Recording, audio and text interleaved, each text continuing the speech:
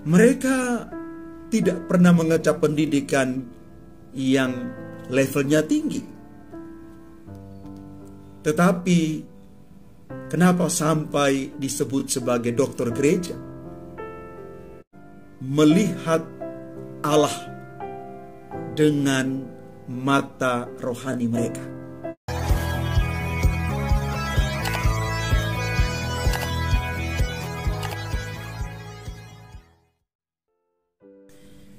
Salam Bapak Ibu, Saudara dan Saudari, sahabat-sahabat Garam Dunia yang terkasih di dalam Tuhan. Hari ini kita bersama merayakan Santo Yoakim dan Santa Ana, orang tua dari Santa Perawan Maria. Bacaan pertama yang diambil dari Kitab Putra Sirak berbicara kepada kita sekalian tentang kebijaksanaan itu sesungguhnya adalah harta yang tidak akan lekang, hilang oleh waktu, dan tidak bisa dirusak oleh ngengat. Malahan sebaliknya, kebijaksanaan itu kekal abadi dan bisa diwariskan secara turun-temurun sepanjang masa. Di dalam Injil Matius bab 13 ayat 16 sampai dengan 17. Dikatakan demikian untuk kita, berbahagialah matamu karena telah melihat, berbahagialah telingamu karena telah mendengar. Sebab aku berkata kepadamu, banyak nabi dan orang benar ingin melihat apa yang kamu lihat, tetapi tidak melihatnya, dan ingin mendengar apa yang kamu dengar, tetapi tidak mendengarnya. Bapak, Ibu, Saudara dan Saudari yang terkasih, kadangkala kita melihat namun tidak memahami. Mengapa itu bisa terjadi?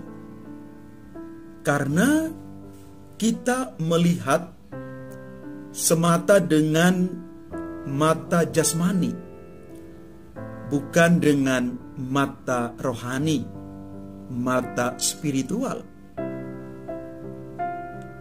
Melihat dengan mata rohani membantu kita untuk bisa berefleksi lebih dalam tentang apa yang kita lihat.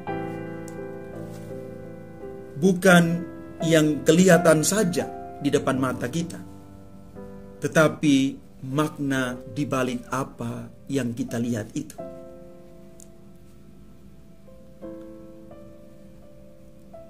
Pengalaman akan Allah itu adalah satu pengalaman personal ketika dengan mata iman, mata rohani, kita bisa melihat hadirnya Tuhan. Bisa lewat sesama, alam ciptaan, hidup kita sendiri, dan lain sebagainya. Dan pengalaman akan Allah ini yang membantu banyak orang kudus untuk mengalami kehadiran Tuhan yang sesungguhnya. Kita tahu misalnya Santa Teresa dari Avila, Santa Katarina, dan juga Santa Teresa dari Lisieux yang diangkat menjadi santa dan juga dokter gereja. Mereka tidak pernah mengecap pendidikan yang levelnya tinggi. Tetapi kenapa sampai disebut sebagai dokter gereja? Karena mari sekali lagi, mereka melihat Allah dengan mata rohani mereka. Mereka melihat Allah bukan secara teori semata. Dan ingat bahwa Santo Thomas Aquinas, seorang yang cerdas luar biasa itu, juga pada akhirnya mengalami dan mengakui keterbatasan secara akademis yang dia geluti. Setelah merayakan Ekaristi pada pesta Santo Nikolaus, Thomas sungguh mengalami hadirat Allah yang agung. Lalu dia berkata kepada rekannya, "Aku tidak dapat menulis lagi.